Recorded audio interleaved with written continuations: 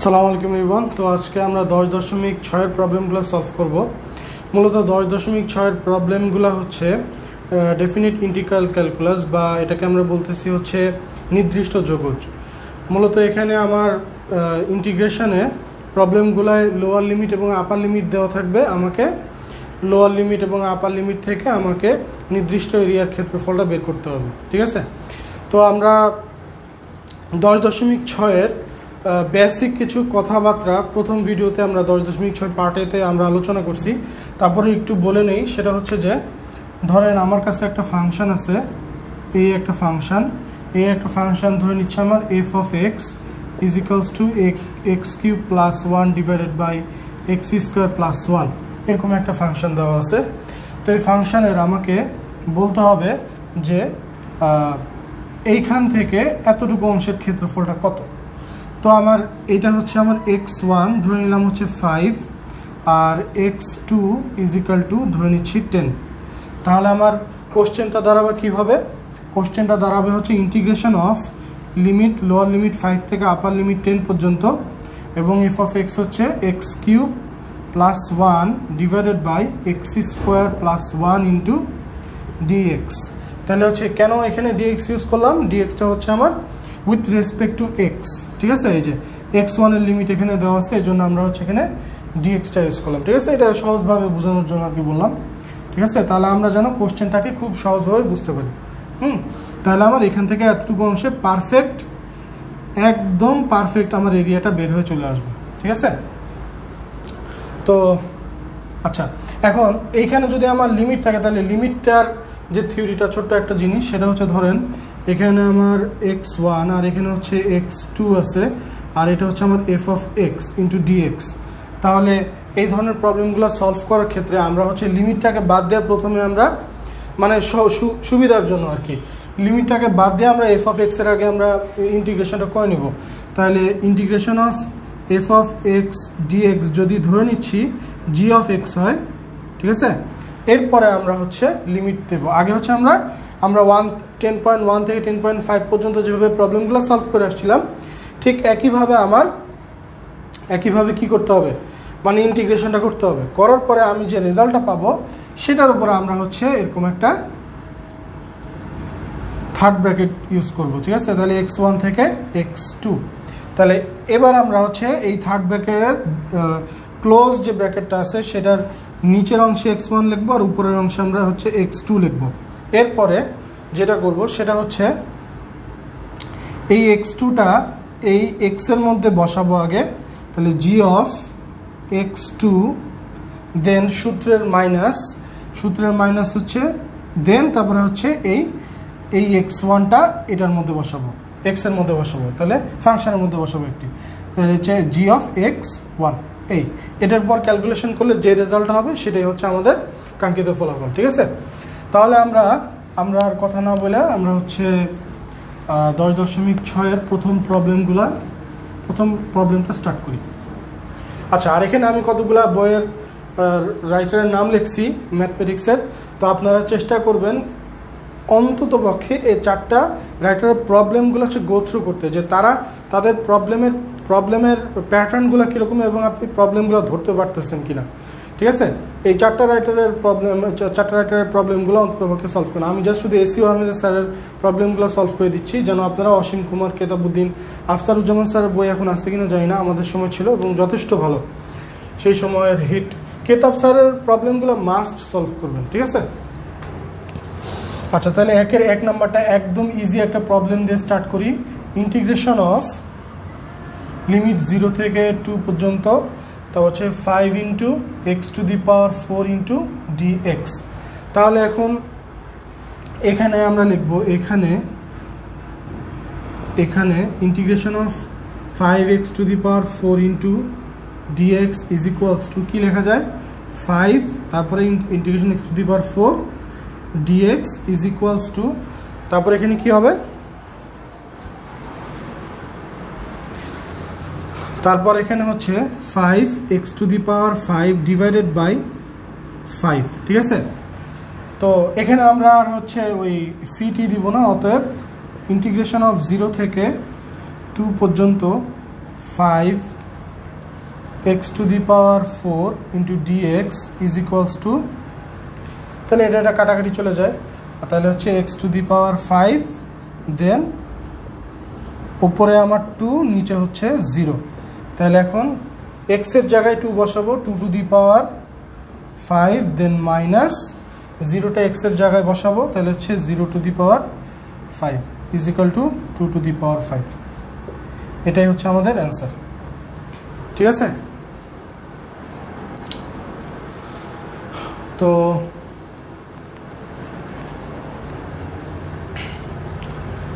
একের 1 শেষ, এবার আমরা হচ্ছে একের 2 নম্বর প্রবলেমটা সলভ করব।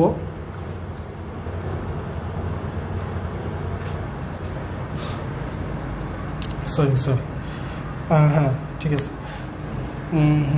তাহলে এখন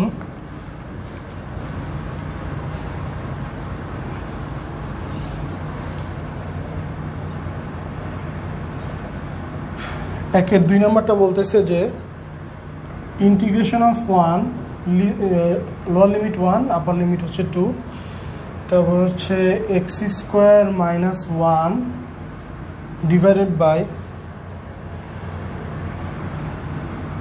নিচে এক্স স্কোয়ার আর উপরে হচ্ছে হোল স্কোয়ার ইন্টু ডিএক্স। তাহলে এখন এখানে আমরা এটাকে আবার একটু অন্যভাবে করি, 1 থেকে 2। তাহলে হচ্ছে এখানে আমরা কি লিখতে পারি দেখেন তো, আমরা হচ্ছে 10.2-তে এই ধরনের প্রবলেমগুলো সলভ করে আসছি। তাহলে এখানে হবে যে x to the power 4 minus 2x square plus 1 divided by x square into dx.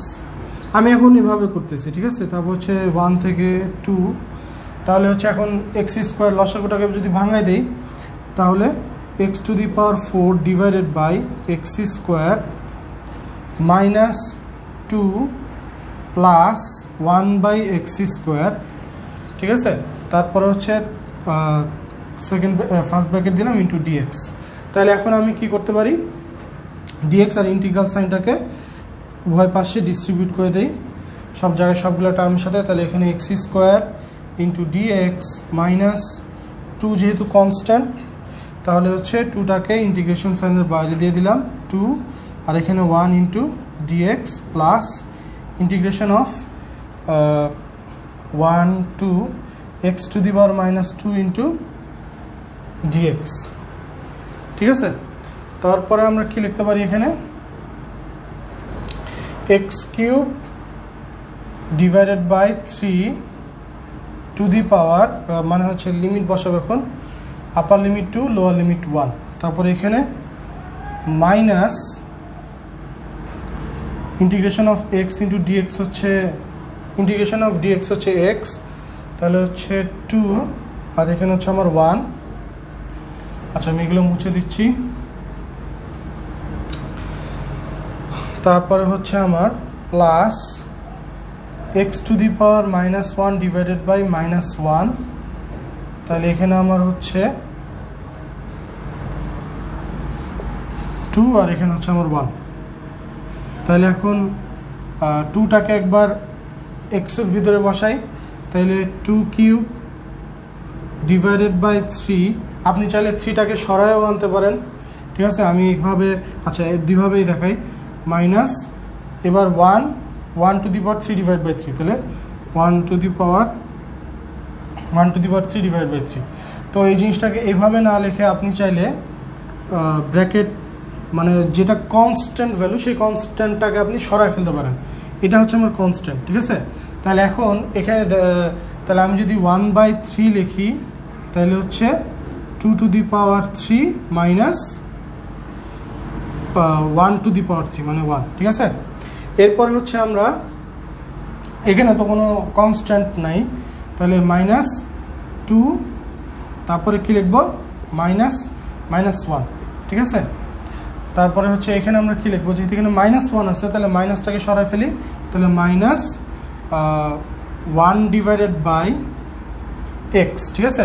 তো এখানেই আমরা একটু কাটছাট করে ফেলি, তাহলে এখানে হচ্ছে মাইনাস 1 ডিভাইডেড বাই এক্স, ঠিক আছে। তাহলে 1/2 মাইনাস মাইনাস 1/1, তাহলে হচ্ছে শুধুমাত্র 1 থাকতেছে। ঠিক আছে, তো আশা করি এরপর ক্যালকুলেশন করবেন, ক্যালকুলেশন করলেই রেজাল্টটা চলে আসবে। আচ্ছা, এবার আমরা হচ্ছে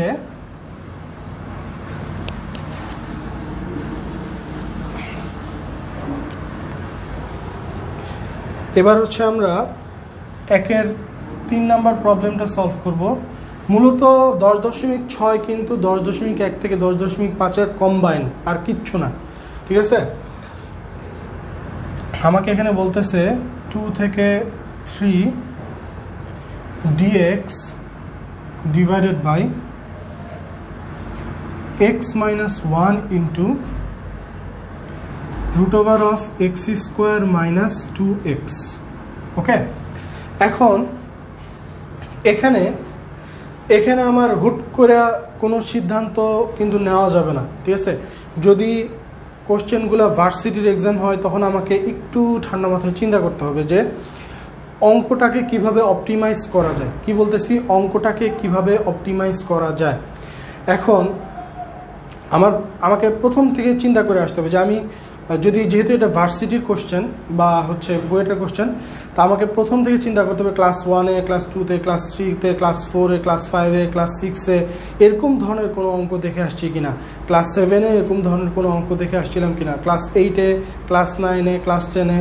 অধিকাংশ কনসেপচুয়াল কোশ্চেনগুলাই কিন্তু ক্লাস 3-তে, মানে ক্লাস 5-এ, 7-এ, 8-এ, 9-এ বা 10-এর কিছু অ্যারিথমেটিক টার্ম কিন্তু এর মধ্যে ঢুকায় দেয়। আপনি যদি ইন্টিগ্রাল ক্যালকুলাস বা যে কোনো টাইপের একটু অ্যাডভান্স প্রবলেমগুলো দেখেন, যেগুলো আমার ধরতে মনে হবে যে একটু কষ্টকর, ঠিক আছে, এগুলো কিন্তু দেখবেন যে ক্লাস 10-এর কোনো একটা চ্যাপ্টারের একটু কমপ্লেক্স টার্ম থেকে দিয়ে দিছে। ঠিক আছে, তো এই অঙ্কটা আমরা হচ্ছে দেখেন কত ইজিলি সলভ করা যায়। এখানে আমি লিখলাম যে এখানে আমি বারবার কথাগুলো বলবো, আমার ভিডিওগুলো বড় হবে, কেননা আমি ম্যাথগুলোকে এক্সপ্লেন করব যেন স্টুডেন্টদের মধ্যে কোনো ধরনের কনফিউশন না হয়। কারণ এখানে তো স্টুডেন্টদের সাথে আমার তো আর কোনো মানে সরাসরি ইন্টারাকশান হচ্ছে না, ইউটিউবের মাধ্যমে হচ্ছে। তো আমি চেষ্টা করব যতটুকু বেশি এক্সপ্লেনেশন করা যায়। ঠিক আছে, x minus 1 into root over, এখানে আমি যদি একটা ছোট্ট একটা কাজ করি, দেখেন x square minus 2x plus 1 minus 1। এখন দেখেন তো তাহলে আমার এখানে কি দাঁড়ায়, আমি অ্যাকচুয়ালি এখানে মেথড অফ সাবস্টিটিউশনটা অ্যাপ্লাই করব। x মাইনাস 1 ইন্টু, কেন অ্যাপ্লাই করব, কারণ হচ্ছে আমাকে কি করতে হবে, স্ট্যান্ডার্ড ফর্মে আনতে হবে, তাই তো। তাহলে হচ্ছে x minus 1 whole square minus 1, দেখছেন। তাহলে x মাইনাস 1 এখানেও আছে, এখানেও x মাইনাস 1 আছে। আমরা একটা সূত্র জানি, integration of dx divided by x root over x square minus 1 is equals to sec inverse of x plus c। ঠিক আছে, তাহলে যদি তাই হয়, তাহলে এখানে যদি আমি এখানে আমি কি বলতেছি, x minus 1 is equal to z consider করতেছি, তাহলে ddx of x minus 1 is equals to ddx of z। তাহলে এখানে আমার দাঁড়াচ্ছে হচ্ছে dx is equal to dz, তাই তো। অতএব dx এর জায়গায় আমি dz-টা লিখে ফেললাম, আর x minus 1 is equal to z into root over z square minus 1, z square minus 1 is equals to sec inverse of z plus c। ঠিক আছে, তো এখানে আমি আর ওভাবে ওগুলো লিখবো না, আচ্ছা লিখলাম বা সমস্যা নেই কোনো। অতএব আমি এখন সরাসরি লিখবো, এখন আমাকে sec inverse of z এর যে ইয়েটা, সেটা z কি ছিল, আচ্ছা এখানে হচ্ছে sec inverse of x minus 1। ঠিক আছে, অতএব 2 থেকে 3 পর্যন্ত আমরা যদি এটা নেই, তাহলে dx divided by x minus 1 into root over x square minus 2x is equals to sec inverse of x minus 1 into,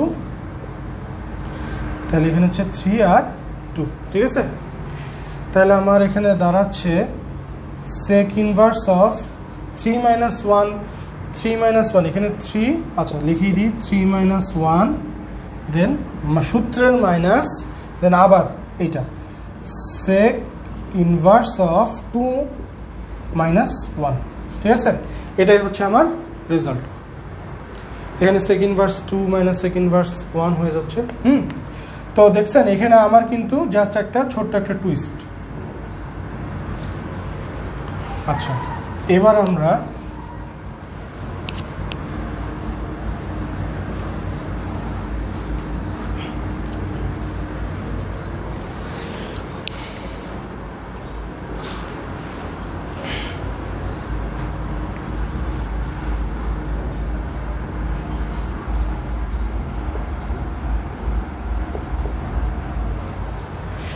এবার আমরা 4 নম্বর অঙ্কটা করব